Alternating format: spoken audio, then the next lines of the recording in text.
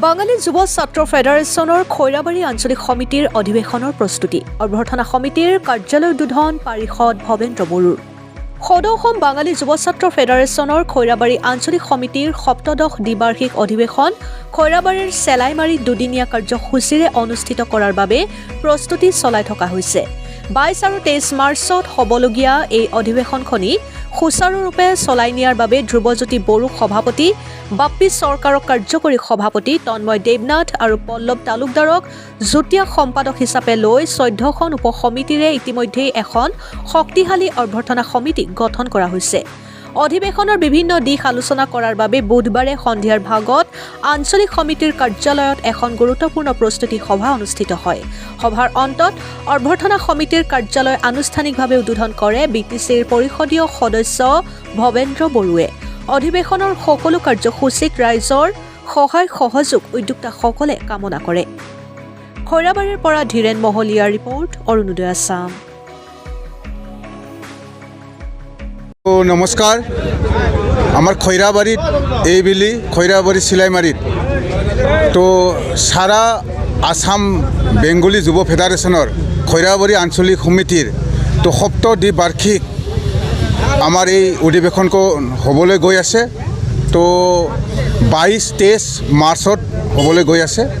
তো সেইকাৰণে আজি আমাৰ ইয়াৰ প্ৰস্তুতিৰ মানে কি আৰম্ভণি বুলি ক'ব লাগিব। তো আমি আজি কাৰ্যালয় ওপেনিং কৰিলোঁ। তো আজিৰ পৰাই আমাৰ ইয়াত কাম কাজ আৰম্ভ হ'ব।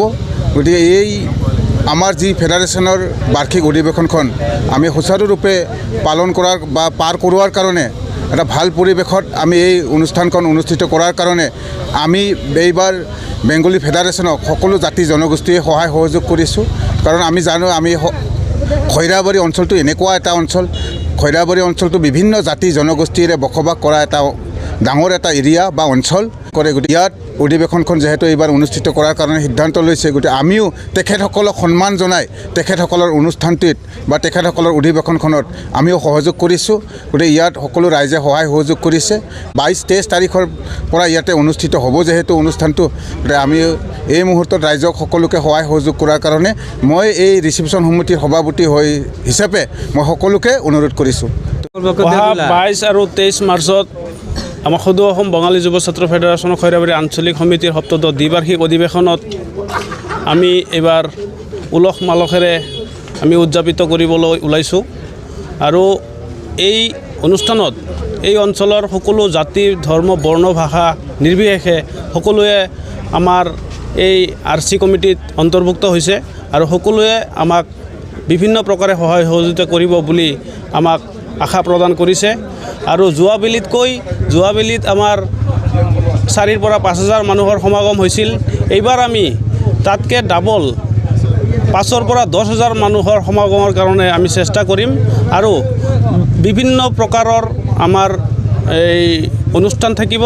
তাৰে অনুষ্ঠানৰ ভিতৰত ৰাতিপুৱা আমি সাংস্কৃতিক শোভাযাত্ৰা উলিয়াম আৰু দুপৰীয়া ভাগত আমাৰ খেল ধেমালি থাকিব।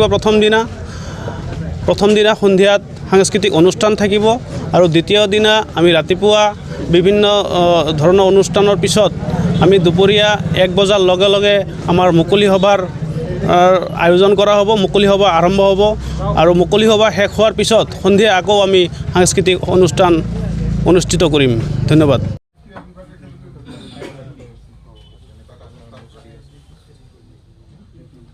এতিয়া আছে আমাৰ